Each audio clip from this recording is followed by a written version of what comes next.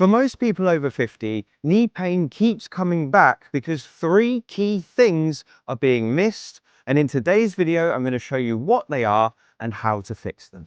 If your knee pain keeps coming back, no matter what you try, then this video is for you. And you've probably tried resting it or exercising and it feels better for a while, then it flares up again. And you're left thinking, is this just arthritis?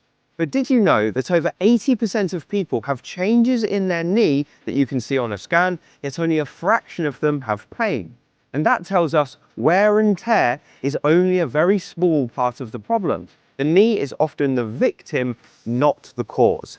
It's part of a support chain. And if one link is weak, then pain shows up.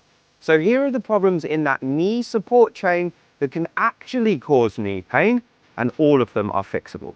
The first problem is hidden up here in your hips, and it's weakness of a very important muscle group called the glutes. And the glutes control the alignment of your thigh, and at the bottom of your thigh bone is your knee. And if your hip can't control the thigh, the knee ends up taking all the load.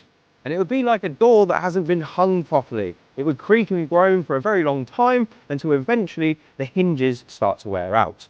But you can fix this problem with one incredible exercise. I call it hip abductions, and here's how it looks. Now, before I show you the exercises, I just need to make you aware they're not suitable for everyone, and please avoid them if they cause you pain. So for this exercise, you just need somewhere comfortable to lie down. So your bed works absolutely fine, and you're going to work the side that's on top. So lie down on your side like this. You can support your head with your hands. Take your top hand and put it on the mat or the bed in front of you and keep your body in a nice straight line. Now this part is really important. You're then going to roll your body slightly further forward than feels natural. Most people do this exercise like this, and that's why they get it wrong. We want to be in this position here, so this hip is just slightly ahead of the bottom one. And once you're in this position, very simple, you're going to keep that top leg nice and straight, and you're going to lift it up in the air and ever so slightly behind. So we're trying to go as far up towards the ceiling and probably about 5 or 10 degrees backwards. So it's only a small backwards movement, and then we drift back down.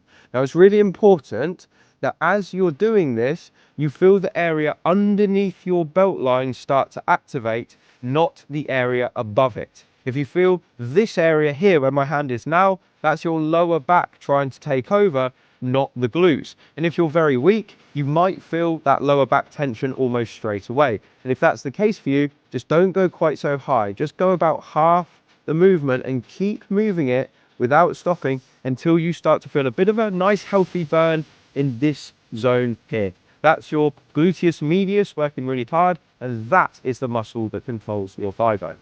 So you're going to try and repeat 10 to 15 of these in a row, 3 sets on each side, and try and do that 3 days a week. So that's your first great exercise to help you resolve that knee pain once and for all. But if you don't fix the next link, it doesn't matter how strong your hips are. Let's have a look at how to fix this next problem now. The second issue that stops your knee from getting better is a lack of ankle mobility, particularly in a movement called dorsiflexion, which looks like this. Now you need this movement to get that knees over toes motion that lets you squat or climb stairs. And research shows that if you lose just 5 of those precious degrees of dorsiflexion, that can increase your risk of knee pain by between 50 and 100%.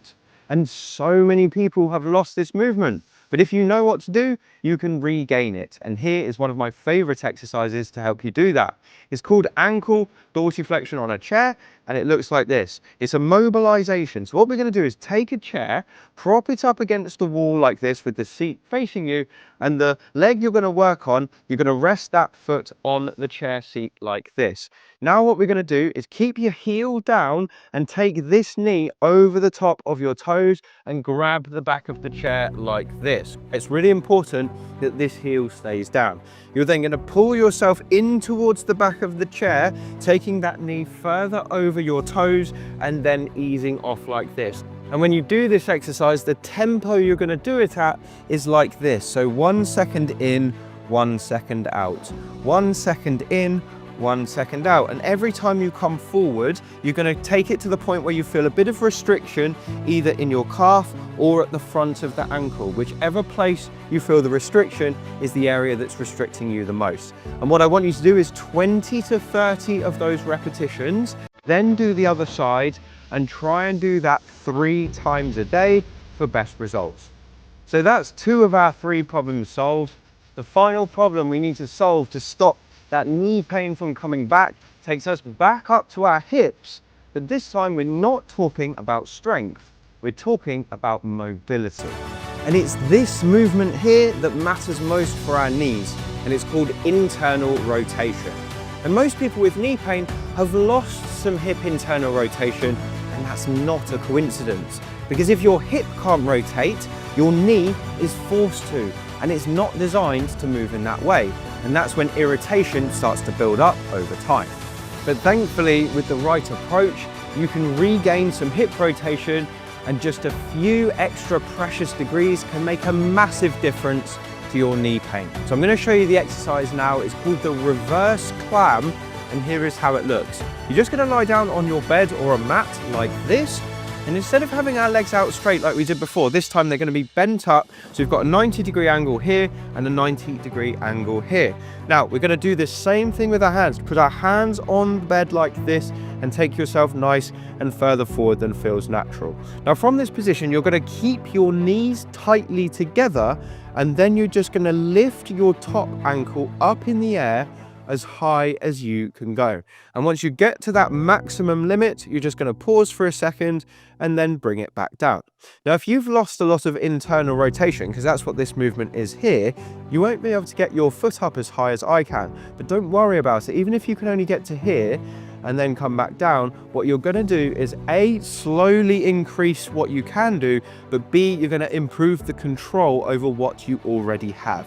And both of those things are vital if you want to keep your knees nice and healthy and stop that pain from coming back. So with this one, what we're going to do is 10 to 20 of these in a row, and you're going to try and do 3 sets on each side. And again, if you can do that 3 times a week, that's going to make a massive difference to your knees. So that's how to not only fix your knee pain, but to stop it from coming back for good. But if you want to move better and walk well for life, it isn't just your knee that's going to need addressing.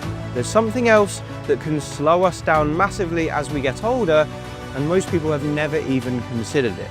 So I've got another video on the screen right now that reveals what that problem is and shows you how to fix it. It's on the screen now, so click on it if you're interested, and I'll see you over there.